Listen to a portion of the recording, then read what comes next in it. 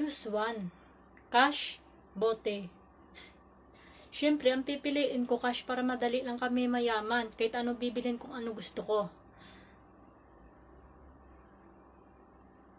Bakit ayaw? Bote na lang.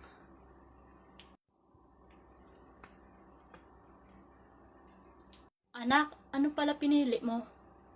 Bote ma. Akala ko cash, sayang. Mayaman sana tayo. Huwag ka na mag-alala ma, babawi na lang tayo. Papasok na ko ah. Anak, titigil ka muna. Mahirap, hindi ko na kaya paaralin kita ng college. Teka lang ma, maghahanap ako ng paraan. Alam ko na. Sana ang wish ko, makakapera kami. Ma, i-check mo yun ang balance.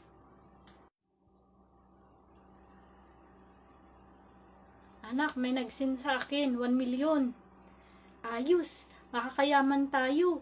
Pwede ka na mag-aral. Salamat, Mama.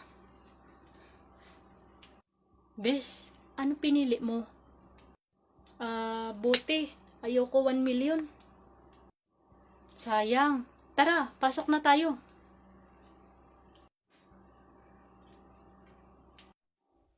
Okay mga class, mag-start na tayo sa exam kung sino ay maka-perfect. Naku, mahirap ngayon magsagot sa exam. Teka, maghanap ako ng paraan para maka-perfect ako sa exam. Sana ang wish ko maka-perfect ako sa exam. Okay mga class, nakalabas ng result. Kung sino ay maka-perfect sa exam ay si Mary. Talaga ba, ma'am? Salamat! Yes, perfect na ako sa exam. Congratulations Mary, you're welcome. Pagbutihan mo yan ah. Opo, ma'am.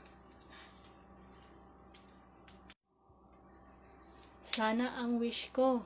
Bilhan ako ni mama ng bagong cellphone. Ma, perfect ako sa exam. Tingnan mo. Wow! Ang galing naman ni Mary, perfect na perfect sa exam. Congratulations!